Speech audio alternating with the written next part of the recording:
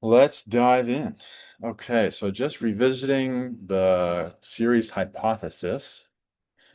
So the hypothesis is that God is everywhere. We have this classic doctrine, the omnipresence of God, um, which would mean that God is in everyone, um, throughout the entire cosmos, filling the entire cosmos.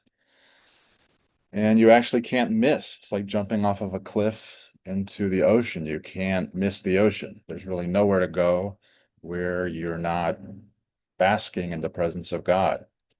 That is the gospel. That's the good news. Um, but that's not always how we feel. A lot of times, or maybe most of the time, we feel separate from God. And that separation creates longing, it creates dissatisfaction, and it creates loneliness, a lot of unpleasant things. So that's what we are exploring in this course, the kingdom of heaven, the kingdom within. And just as a reminder, so our format is we've got our weekly meeting on Wednesday nights, which is heavy on theory and trying to paint a picture for what we're exploring with the kingdom of in within. And then we'll do a brief practice at the end. And then hopefully throughout the week, everyone's practicing on their own. That's really where the value is going to be. Um, and as always, I'm not telling you anything you don't already know. Somehow that is the mystery. That is the truth. So last week we looked at my story as kind of a case study, which started with this mood board of how I grew up in the evangelical church. And as much as my community and my parents really tried to set me up for success, um, I wound up taking on an identity of shame. This idea of sin nature really became my identity and caused me a lot of problems. And at this point in my life, I really see that as like not an accident. Um, I've learned so much through it, and I really believe that God comes to us through the shape of our life, warts and all. And there's something really healing and really liberating about that. So last week, I briefly shared that I had this moment in 2021 where I was on my patio and I was listening to a meditation instruction and had this really profound mystical experience that was very much like Moses at the burning bush. I really felt like I was on holy ground. Um, and that was one experience that wasn't like how the rest of my life has been. But through learning to train my awareness, which was really located in my head, behind my eyes, learning to expand it, um, that revealed the presence of God that's already here, the kingdom of God that's already here. And I really believe that's what Jesus was teaching. So all of this is what I'm sharing and, hopefully of interest for everybody. So before we dive into week two, I just wanted to open it up to the group. I'm curious to hear if anyone had reports from practicing with the glimpse meditation that I sent out last week, or anything at all that came up for you between last week and this week, things you were thinking about, you know, really opening it up here if anyone wants to share.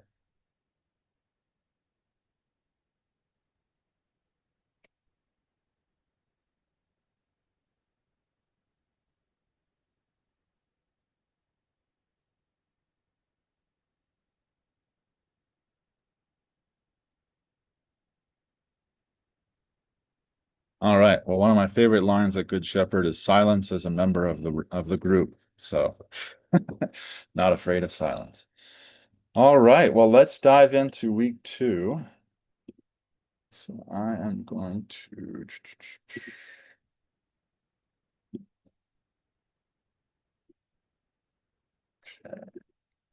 second.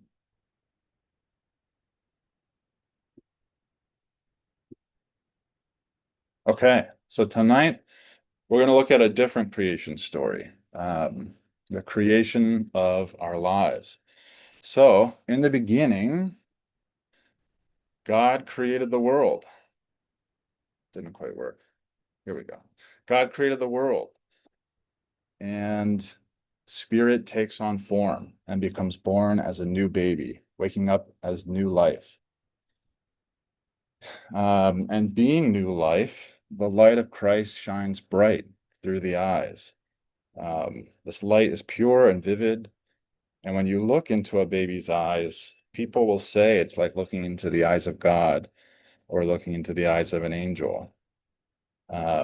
There's no duplicity, there's no shame, there's no secrets, there's no misgivings. There's just this pure presence and being.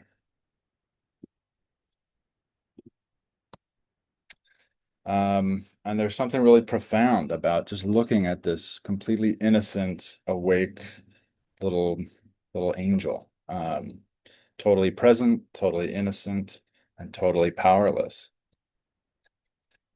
And powerless really is a good way to describe what it's like being a baby. Um, because the baby is just really aware and doesn't really have an orientation to what life is. It has no idea what's going on, what's happening. It has no idea what hunger is, or loneliness, or tired, or pooped in my pants. It just experiences all of these things and really doesn't know what they are. And the body is instinctively, intelligently going with the flow. And so for the baby, crying just happens, hunger just happens, and it all happens on its own. So sort of in the creation theme, hunger happens and it was good. And then mysteriously food appears and it was good. And the baby has no idea what food is or why it's appearing, but food's happening and hunger disappears. And that was good. And then smiling happens and that was good. And bouncing happens. And bouncing is really, really good. Bouncing is really something. And then there's a dirty diaper and crying starts to happen. And that was good. Not because it's pleasant, but because it's true. And the crying for a baby is all consuming. Such crying. And so for a baby, all of this is just this mysterious ocean of sensations and movements and appearances without any idea about what's going on. It's not good, it's not bad, it's just what's happening, and it's good. It really is life in paradise. Because the baby has no ideas or judgments. It doesn't know what good or bad is. It doesn't know how to judge things. So again, crying for the baby is just crying. It's not bad. Crying is crying. That's what it is, and that's all that it is. The baby doesn't have any expectations, beliefs, judgments, opinions about this. It's not saying, oh, I shouldn't be crying, or, I don't want to be crying, or maybe I should have tried harder and I wouldn't be in this situation right now. What a mess. It's just crying. And the same when it's bouncing. She is just totally bouncing.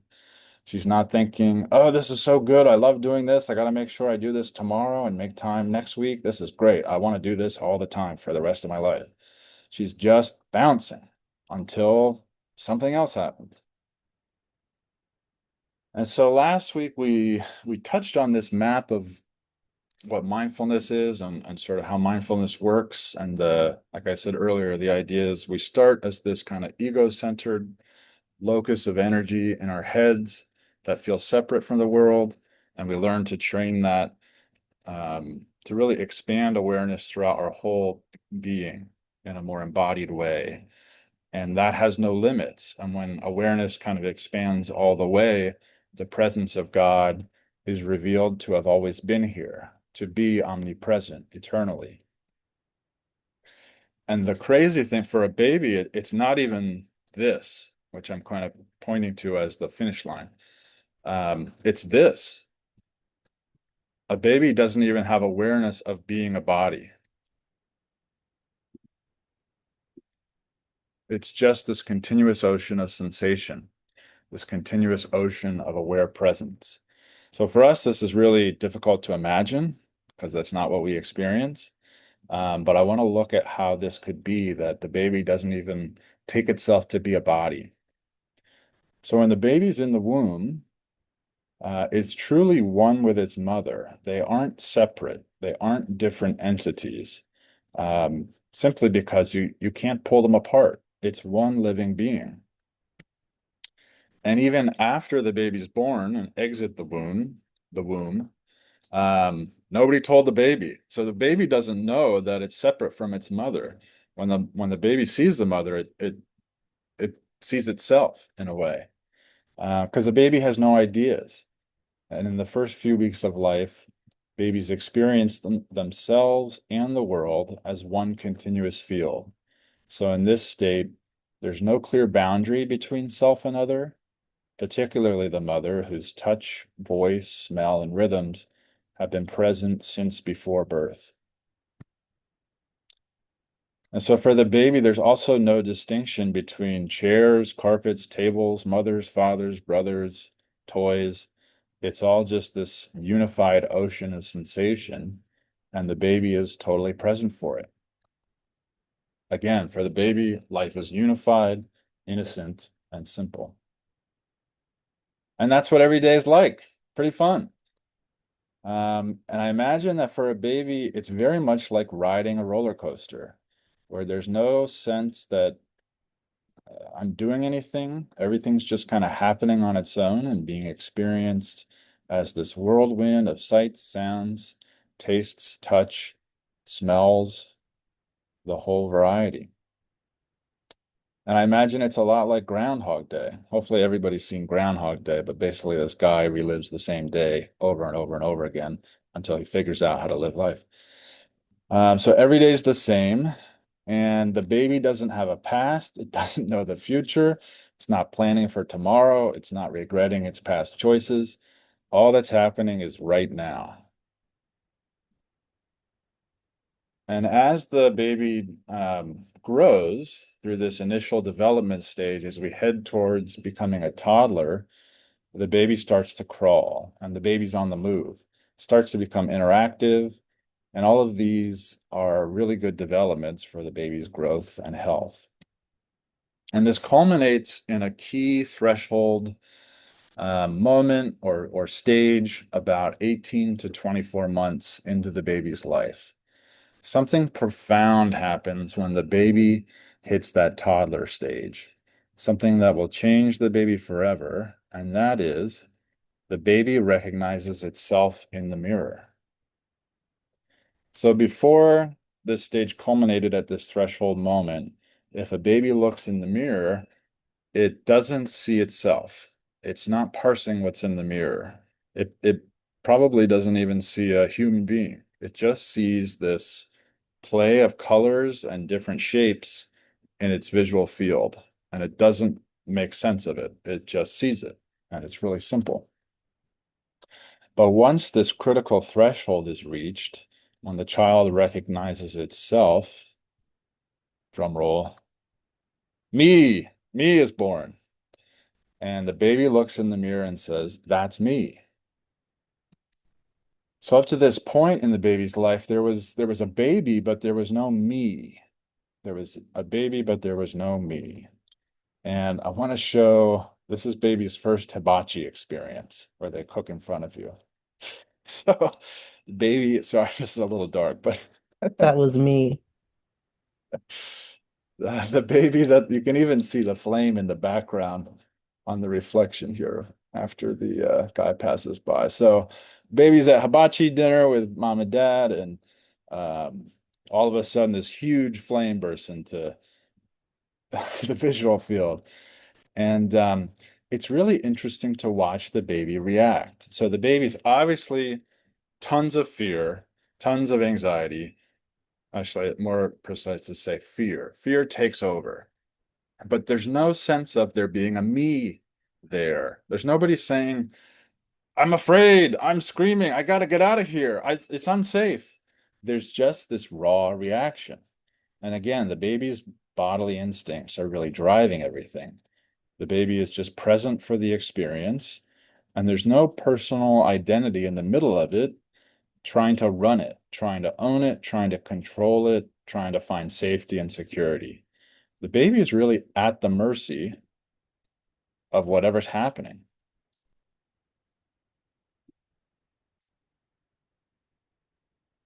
So when we hit the toddler stage, the baby's been interacting with parents and relatives and moving around enough that this sense of me begins to dawn on it. I am this body. I am a thing. And simultaneously, along with that identification of me here, there's also then not me. Everything else becomes not me. Me, not me. And this is the fall from grace. This is when the baby's experience becomes divided into separate parts.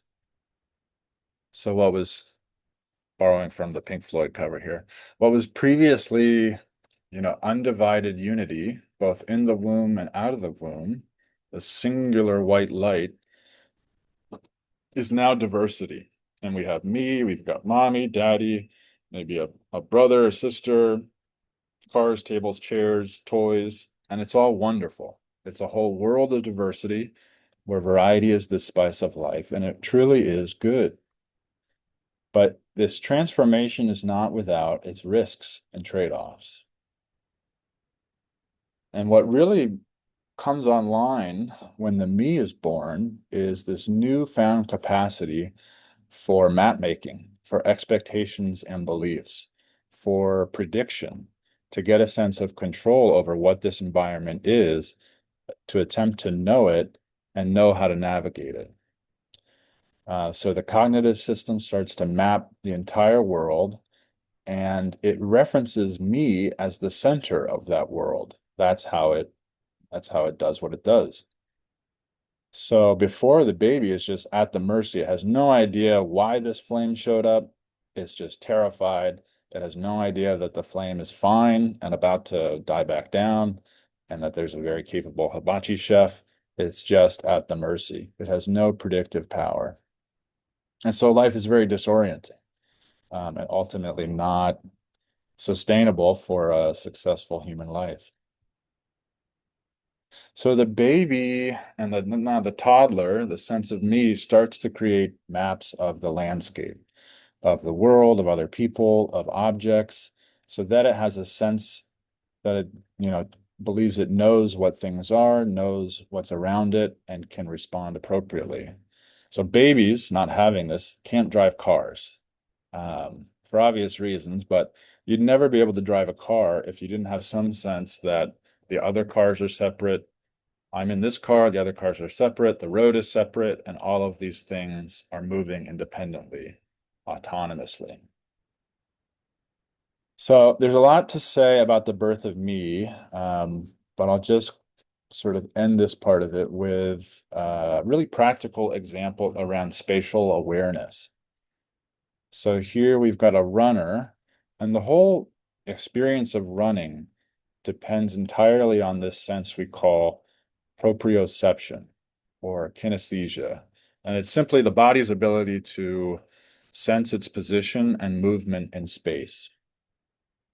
So movement is super dynamic, and the human body is designed to create this sense of self, this me, in the body in order to make sense of how to move in the world.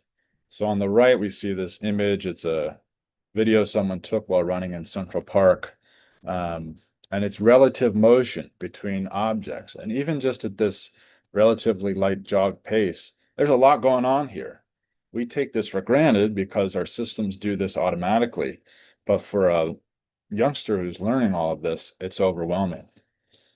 Um, so just to put a bow on this, with proprioception online, it feels very much like this Mario game where we know where we are, we know where the world is, and we can avoid the flying rocks. And without it, it's quite something. It's a lot more like a roller coaster. And maybe a practical example we've all experienced is if you've been in a parking lot sitting in your car and without realizing it, the car next to you starts to back up slowly. You might get this sense that your car is rolling away. I've had this happen. I thought my car is rolling away. I'm gonna head. I was right next to a road, and adrenaline shoots through my system. And then a second later, it grips on correctly. It was sort of like backwards, and now it grips. It sees, oh, the car next to me is moving. Thank God. So again, the baby starts out as this kind of pure spirit, pure awareness, identifies as a body to navigate the world.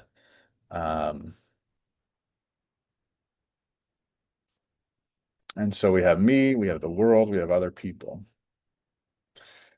And this is where it gets interesting. With the birth of me comes the birth of mine. Um, and the terrible twos, which are a real fun time. Because with separation comes division, and with division somehow inevitably comes violence. And so, I've heard my mom comment a million times about her grandchildren, my nieces and nephews, how as precious, sweet little angels they are, um, nobody has to teach them how to sin. And this is some evidence for sin nature. Now, I don't take it for sin nature. I don't think that's quite accurate. For me, this is the separation condition that is really a natural condition that happens when we turn two. And again, the baby's nature is unity, is innocence, is paradise. Um, and it learned to see these things as separate objects as part of its development. So yes, there is sin, there absolutely is separation and suffering, but these are conditions um, on top of a natural unity.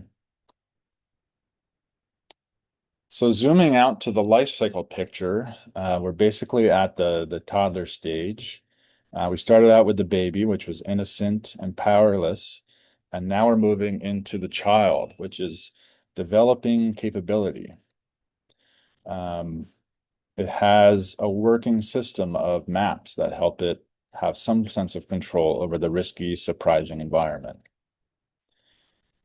And to take this to the furthest part, ultimately, for adults, this leads to a condition where we actually lose touch with reality, as hard as that might be to believe.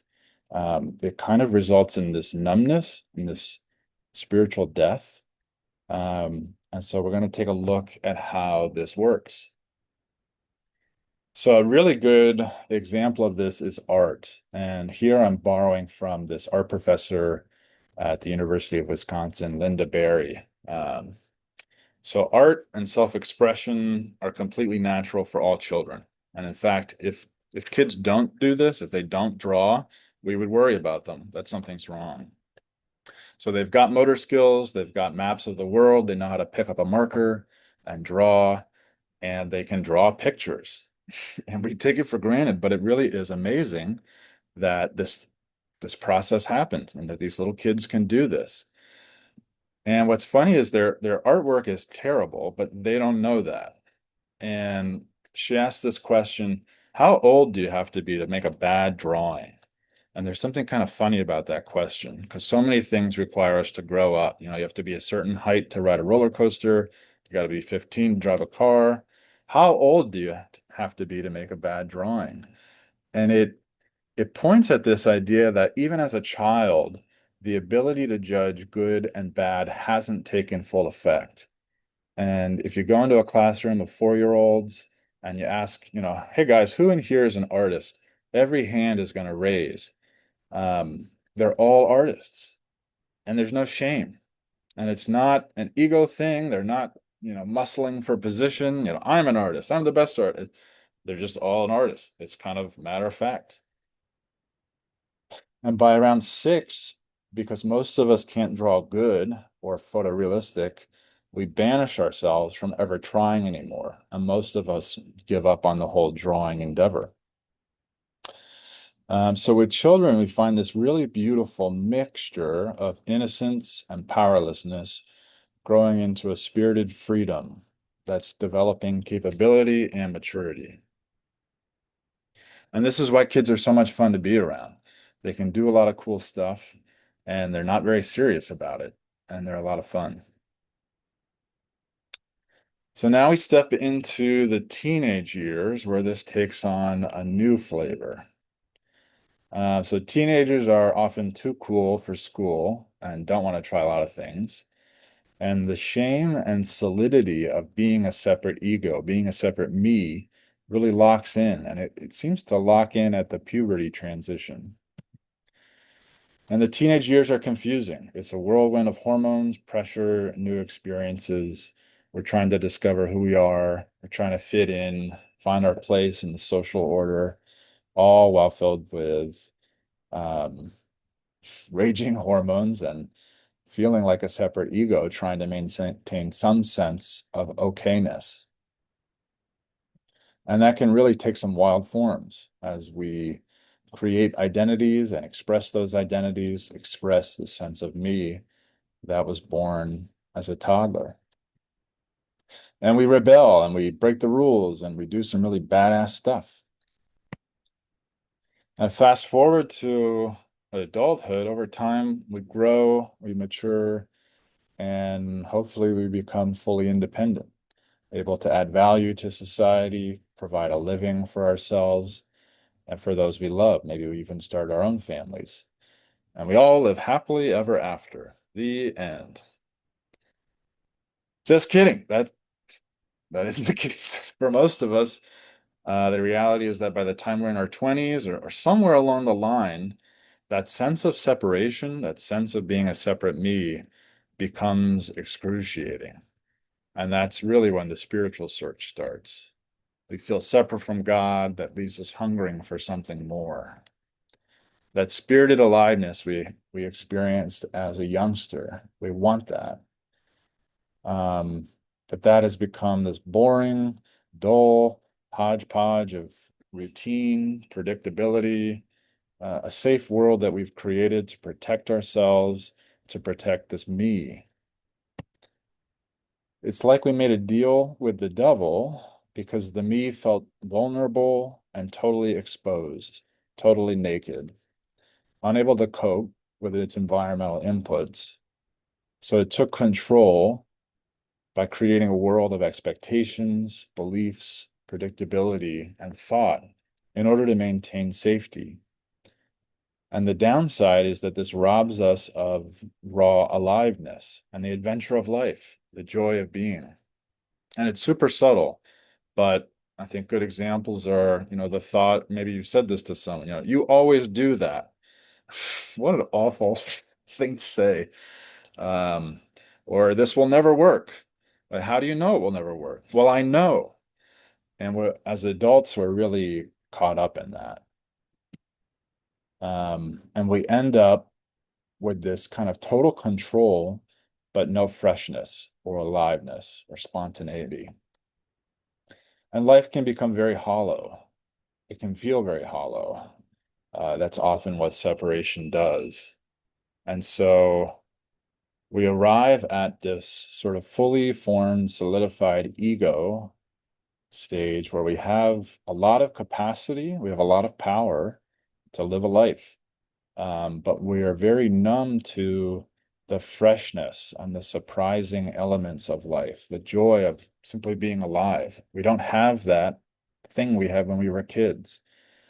Oftentimes, we're just trying to get ahead, we're trying to get more money, we're trying to get whatever it is, um, so that we can finally be happy. But rarely do we arrive where we think we need to get to. So classically, we might turn to sex, drugs, and rock and roll, or whatever it is, to help numb this hollowness and feel a bit more alive. Or we might even just try to get better maps, better expectations, a higher plane of control, some sort of metaphysical, cosmic control over reality, and that will bring us freedom. But for me, when I was really looking at myself and looking at the world around me, um, I just felt like I wasn't good enough. Like I didn't I couldn't look at myself in the mirror. Um, and at that point, again, I shared this story last week. I was sitting on my patio, following along with this meditation instruction, had this profound moment, and everything I thought I knew, all my maps of the world, other people, and especially God, just evaporated. They were totally gone. They disappeared. I said last week, it was like all of language, all concepts just went into the trunk of my car. And it felt like the tree had become more intimate, more alive, somehow got closer, even though it didn't move. And it was like I was experiencing the world again for the first time. I didn't have any sense of what I was or being a body. It was just fresh. I had broken through this invisible canopy, and there I was, just totally innocent, completely saturated with the presence of God, blissfully unaware of being a separate person, experiencing union with God and all that is. And it was so real. It was just so very real and alive. And I couldn't believe it. And it was a revelation, but at the same time, it was something I'd always known. It was like, I knew this.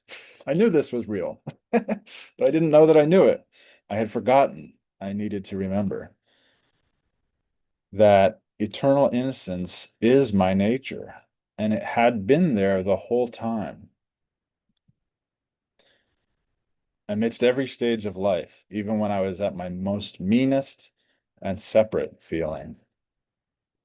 And this really was a return to innocence, um, to discover that even though I had eaten of the apple of separation and learned to view myself as a me that was separated from God, God was always omnipresent throughout the whole thing. And that spirit is my original true nature. It's that through which we live and move and have our being. I had actually never left the garden. That's the craziest part. I had been in paradise the whole time. I just didn't know it. And this is what Jesus' gospel was. He kept going around telling everybody, the kingdom of heaven is here. The kingdom of heaven is here. It's here. This is it. And nobody believed him. They were like, no, no, no, it's not this. It has to be somewhere else. It has to be, we're not good enough. But he kept saying, for, good news for the poor, for the afflicted, for the bruised, for the beaten down. It doesn't matter who you are. Heaven is here. Everybody's already in. And it's a difficult thing to see. It's a difficult thing to admit. Even the disciples really struggled with it. We have, what is it? James and John arguing who's going to be number one in the kingdom of heaven. And Jesus is like, you guys are ridiculous. So, he had a hard time getting his message across, and they shut him up and they killed him.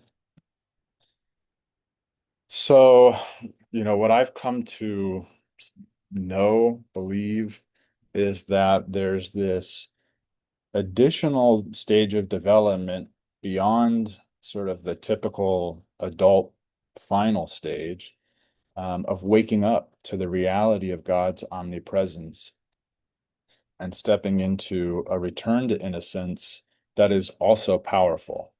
On the baby side, we're innocent and powerless, and then there's this possibility to return to innocence but maintain this power. And I think that's really what Jesus did and what Jesus lived out. He was an extremely powerful person, but he lived with this innocence and this unconditional love, and people really couldn't make sense of why he did what he did. But this stage of development is sort of optional. Like, you can live out the rest of your days in this more jaded, numb world of concepts, and there's no real obligation or necessarily like guarantee that you'll enter this developmental stage. Whereas with, a baby, everybody's guaranteed to become a child and then grow into adulthood. So this is a new kind of journey. And in the Christian tradition, this experience, this process of awakening to God's presence is symbolized by death and resurrection, because the ego, which is developed to help us survive, to keep us safe, it's really good intentions. This awakening process is about letting go of all of that, about dying to self, dying to what we know, stepping into the unknown, and being reborn in the spirit, waking up to new life, life in the spirit. So I don't want to say, like, I want to validate that the presence of God can be experienced through prayer and devotion, through worship, adoration, and through service. There's tons of different ways. But it can also be direct and really reality changing, transforming, just like Jesus at his baptism, when the presence of God descended like a dove and made way for a radical way of living that was rooted in this unquestionable unity and understanding of love. You know, with the golden rule, I think for Jesus, it wasn't even a rule. It was just obvious. Of course I'm gonna do what's good for my neighbor as myself. I'm with them. We share our being together. And so this is what we're exploring, this possibility to grow out of this and expand from our ego identity, which is clinging to its maps, its expectations, its predictions, what it knows is safe, and learning to expand our awareness and return to the innocence of not knowing. But we can bring along all the skills and capabilities we've learned as separate persons growing up in the world. And so this is kind of a little map. You know, in the Christian world, we have the classic, creation, the fall, death, resurrection, new life. And we see that here, just in the stages of human development. In the beginning, there's creation, and it's good. And then at the toddler stage, we have this fall, this birth of the ego, the ability to judge things good from bad. And that develops and arrives at this place where we're in total control, but we're totally autonomous. And there's this opportunity to put that apple back on the tree in a way by training to really become rooted not in an identity, not in a me, but in the everlasting now that we find ourselves in always, eternally. Okay, that's it. That's the lesson. Yeah, any questions, any comments, anything that's coming up for you or yeah, again, this feel free to make this very conversational. I don't really have an agenda, but just want to open up the floor if anybody has anything that they want to share with the group. We got a question, Allie. I'm curious about how childhood trauma plays a role in this. Yeah, childhood trauma absolutely plays a role in this. Um, and that's something we're going to explore more. Just exit out of here. I mean, you can imagine not to keep replaying this poor baby, but you can imagine how traumatic this must have been for the baby. And from what I understand of how the body works, it's very possible that this trauma was so overwhelming to this baby that it gets stored in the body and gets locked away in the body. And that's part of what drives this sense of separation. And we all have trauma just from being born. Like there really isn't any way around it, whether you were, abused and there was something terrible, or whether you had a pretty good growing up experience, just being alive, you're going to experience trauma. And so a big part of the sort of awakening process is not just expanding awareness, expanding consciousness. Like that is in service of discovering a lot of trauma that's stored and unburdening it. And that really is, it can feel like dying. Like it can, I have a part coming up right now that feels a little tender. Um, but what's so magical is that with more presence of God online, it becomes safe to revisit a lot of these wounds and these really difficult moments from childhood.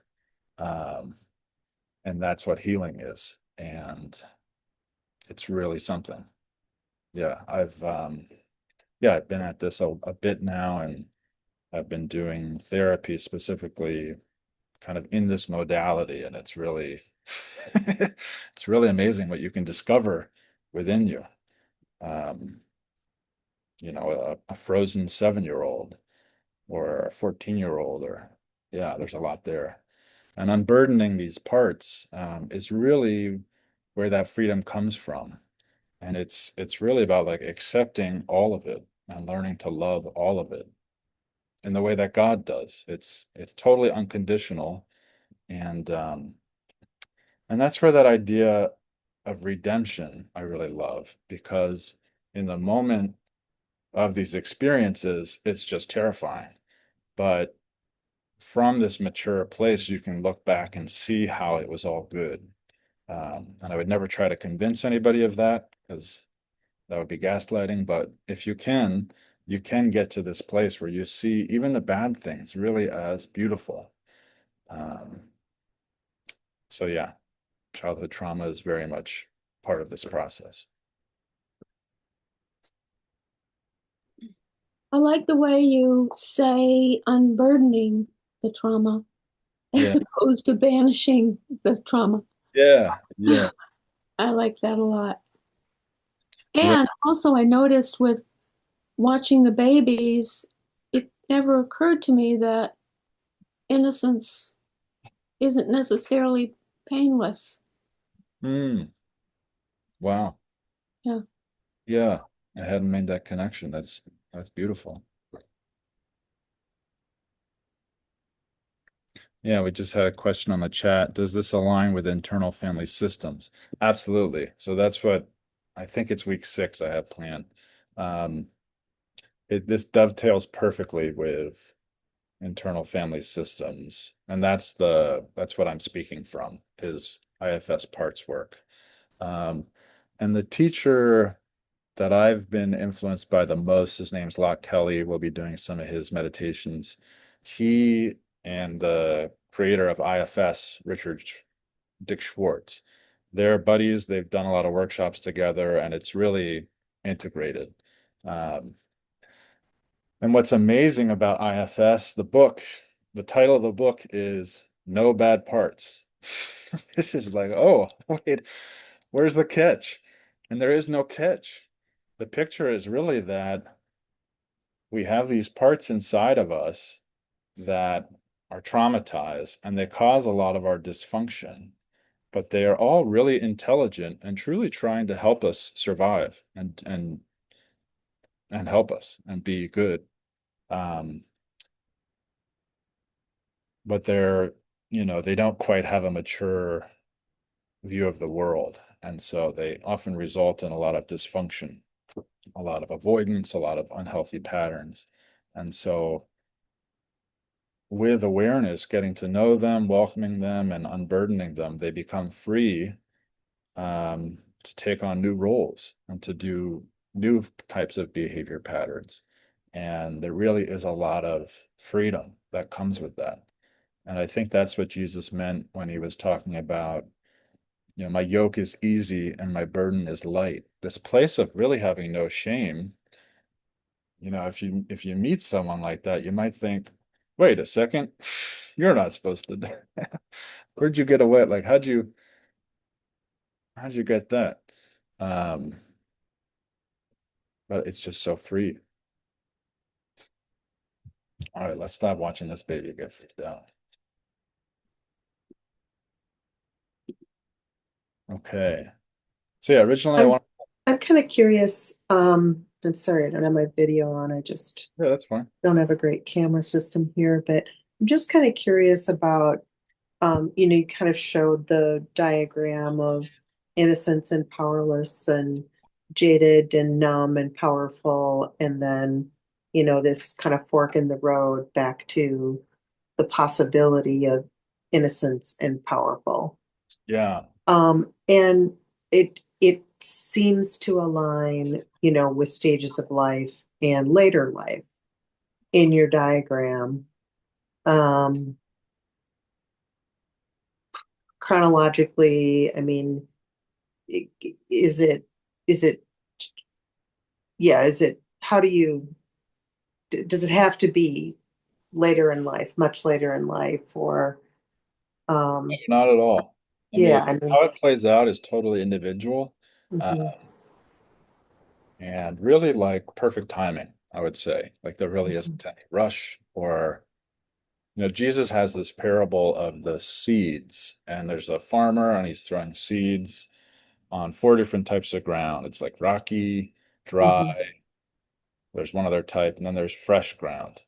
And the picture, the way I was taught it was like the other three types of soil are bad, and the fresh, good ground is good, and you want to be that. yeah, That's what he was saying. I think he was saying it's really like a mystery why the seed takes with some folks and why other people have no interest in it. Like mhm, I have friends who seem very psychologically healthy and happy and have no interest in spirituality or religion. And for me, I'm like, God bless you. What a gift. Um, and this kind of label I'm putting, jaded and numb, is a bit heavy-handed. And it's really like, it's something that I've realized for myself. Um, and in a way is true for everyone, but I don't want to be too heavy-handed about like mhm, saying everyone suffers from being numb and everyone's a zombie. But I think we can all sense like moments where we're acting like zombies or people around us are acting like zombies and really out of touch with like good values.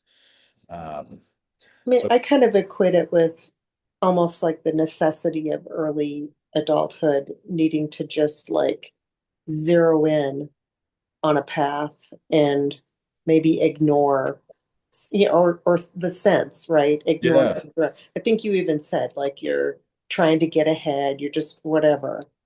And it's almost it is maybe, and maybe it's cultural for us here in this culture to, kind of ignore all else in the pursuit of betterment. It's always the pursuit of something as yeah, opposed to just being. And it's so anyway, I mean, I'm fortunately closer to the fork in the road on the left of your diagram, but I just, even for my kids who are in early adulthood, would love to have them, navigate through adulthood with a freer spirit, I guess. yeah, yeah. Well, I mean, it can happen. I mean, like I've been in a few retreats and I tend to be on the earlier side, on the younger Hmm. side. Hmm. I think just because I grew up in such an intense religious environment. Hmm. I think a lot of people kind of naturally start to ask these questions a little bit later, but there really isn't any rhyme or reason necessarily. And I don't think you can really help somebody along as much as we Shoot, want to. shoot. This, Thanks. yeah, there's this quote from Ram Dass, you can't, the snake sheds the skin at the rate the snake sheds the skin, and you can't rip it off. And I know for myself, I want to force it for other people, but I'm so thankful for the patience other people have had with me to let that skin molt and transform. Um, so there really is like this divine timing that we just have to trust. Yeah, we've got a question here. Is it similar to what Rohr talks about with the first half and second half of life and how we can dip in and out of the stages? It's not linear. Absolutely. Yeah. So there's like a classic model is like where the first mountain, um, David Brooks has a book called The Second Mountain. Rohr talks about it. The first mountain is like this mountain of achievement. It's the resume. It's like I'm proving myself. I'm gonna be enough on my own. And in many ways, that's kind of like the Lucifer impulse. I want to be separate from God. I want to create my own stuff. I don't want to be in the band. Um, and then inevitably we either get what we want, we get our big achievements, and they don't satisfy, or we get knocked off the mountain by some tragedy, some great suffering, and then it's like, well, what was that? And then the second mountain, the second half begins, and it's a different experience. It's a different type of journey. So yeah, very similar to what Roar's talking about.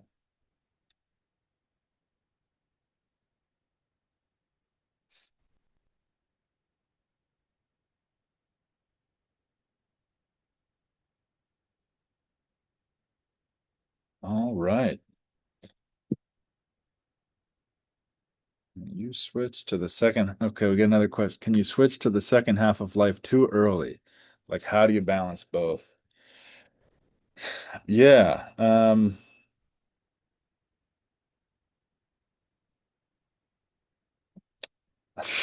I think that's funny. I don't know if it was meant to be funny, but I think that's funny and very relatable. But it just sounds like a question from the judging mind, right? From the mind that knows good from bad, and trying to control this, trying to get it right, trying to get it on time. And what this is really about, which is hard to describe, is letting go of knowing, letting go of all these maps we've created to make ourselves feel safe. There's a really cool text from like the Middle Ages called The Cloud of Unknowing. There's not a lot of Christian mysticism, in my opinion. It's a very like thin strand that follows to us from Jesus. But the Cloud of Unknowing is one of our relics, and the guy's like, look, I don't know how to tell you how to do it. I just want you to close your eyes, go into the dark, and don't think about anything of the created order. Just will God and God alone. And how do you do that? So that's what we're looking at. But I feel like we all have yeah, there's sort of like a fate, a divine, yeah, this could be a much larger conversation, but if you feel like you're switching into the second half too early, that's sort of like your path. And there really is no comparison to anybody else. Like it's so individual and personal how life unfolds for you. Um, that's what makes it fun, in theory. Okay. We are coming up on the top of the hour, so let's move on. So yeah, next week I wanted to start integrating the gospel and mindfulness, but I actually want to switch it up and just dive into my understanding of a lot of these Eastern ideas. So it's not like if you want to learn about Buddhism, go to Wikipedia, but we're going to learn Tim's understanding of Buddhism, non-duality, and mindfulness. And then I think the following week we'll integrate that with the gospel. Okay, so let's jump into a short practice, and then I'll send out a recording of the practice, which you can practice on your own this week. So again, the hypothesis is that normally we're ego identified and we feel ourselves to be this looping thought machine in our head, behind our eyes, looking out at the world that's separate from us. Um, and there's a different mode of attention that we can step into that is more expansive. So I'll lead us through this. You can feel free to like get in a comfortable position. You can turn your camera off if that's more comfortable for you. And keep your eyes open, actually.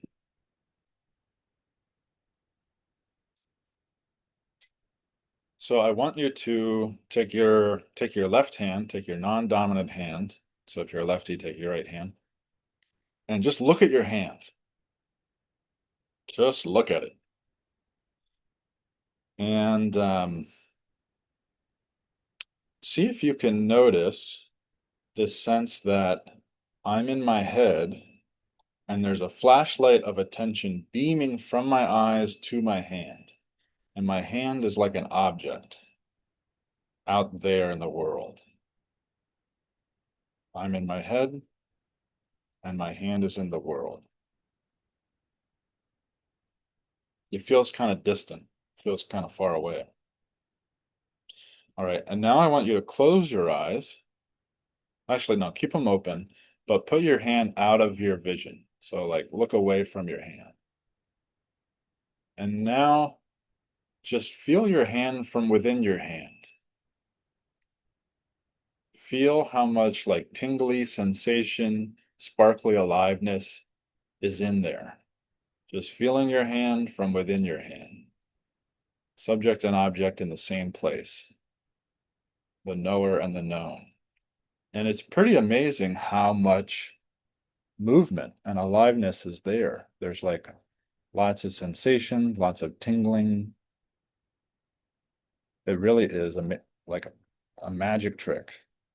And if you zoom in, really feeling your hand from within your hand, you actually lose the sense of the shape of your hand. Now, you might be experiencing in your mind's eye an image of a hand, and it may help to close your eyes now. Yeah, but if you stay with that feeling of just feeling your hand from within your hand, notice it doesn't really have a boundary. It doesn't really end anywhere. It just kind of fades out and feathers out into space.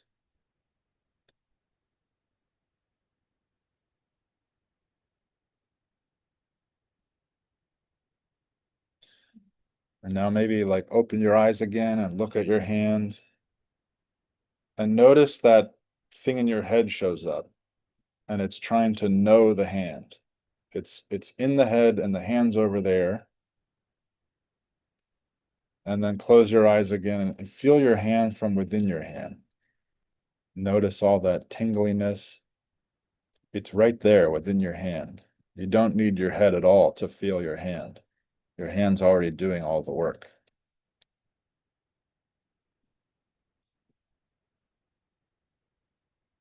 Okay. So that's pretty much it. I mean, that's there's more there's lots of different practices and lots of ways to kind of do this, but that's really shifting your attention, shifting between attention and awareness. Um, Shifting from, let me just share my screen one last time.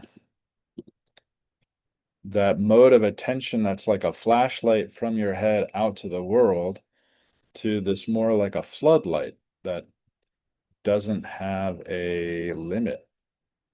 And through practice, we can really train our awareness, this kind of interior yoga, to totally expand. And when we're not located in our heads, uh, there's just this peace, and it's pretty amazing.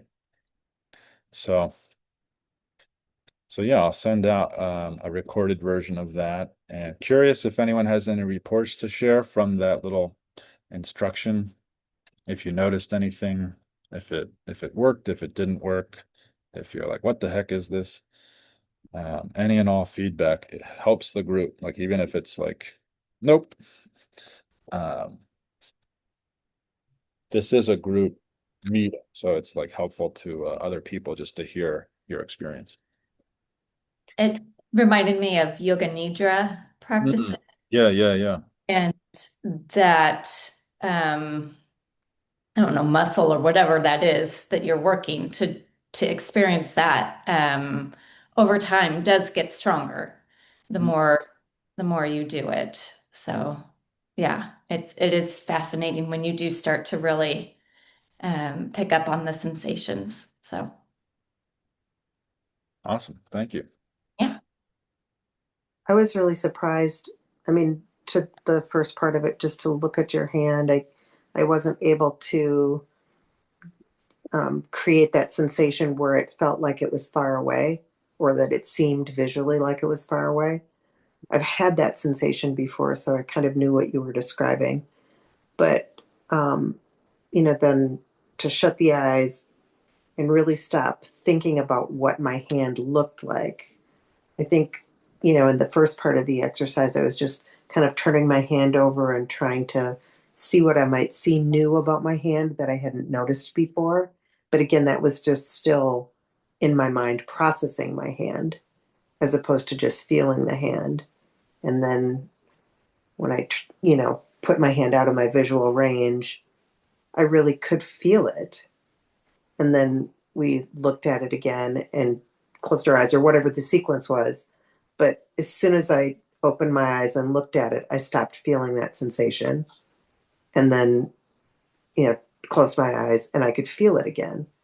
And that's kind of surprising to me. I've never Yeah. really thought about, unless I burnt my hand or cut my hand or pinched my hand, I've never really thought about how my hand just feels when it is, or that my hand does its work without my mind telling it to. I Yeah. just, yeah, that was kind of a wow for me.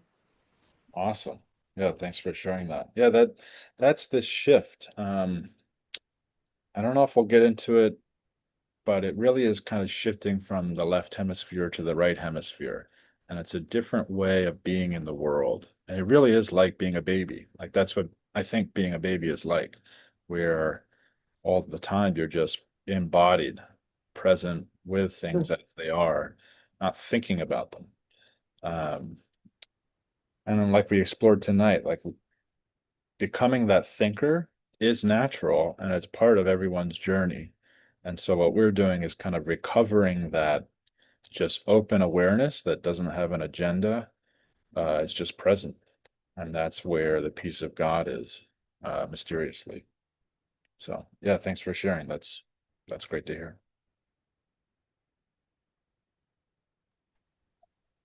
I actually like kind of found myself like giggling, like I felt silly or goofy doing it, Mm, which I've done things like this before, but it just felt like very, I don't know, it took me a minute to get into it. And I think I was trying to figure out like why did I have that reaction? And I think it's just like a nervousness or maybe just not as comfortable with it, but like in a challenging way, like in a good way to yeah. like lean in and to get out of, I guess like being out of my head and out of my not being so like in analyzing is just not as comfortable, which is very interesting. Yeah. Awesome. Thank you for sharing that. So if you look just looking at your hand, using your mind and head, but then when you put it away, um, other senses come into play, not just your mind and head. Yeah. So you have all this awareness, other awareness about it. But when you just use your mind and head, like sometimes when you're reading the Bible, sometimes it's all head stuff. But then Yeah. when it's meditation, you're bringing in more of your senses, your contemplation, all helps. And you bring in, like you said, the floodlights. Instead of just having a single light, there's a floodlight.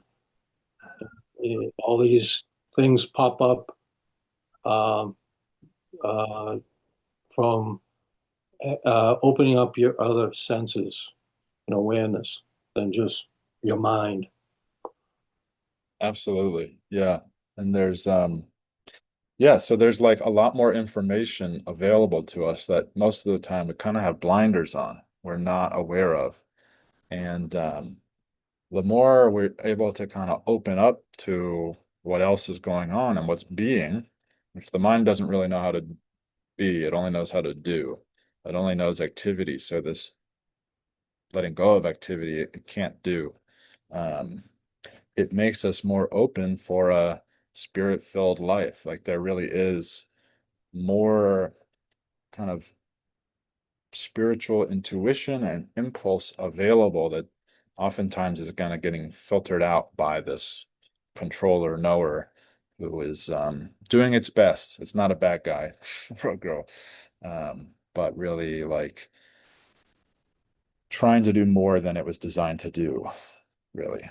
So we're trying to help it out by bringing on this new capacity of just being and resting in that safety. And we still need that ego manager to remember where our keys are and what our address is and all that good stuff. We're not trying to forget everything. We're not trying to be a baby.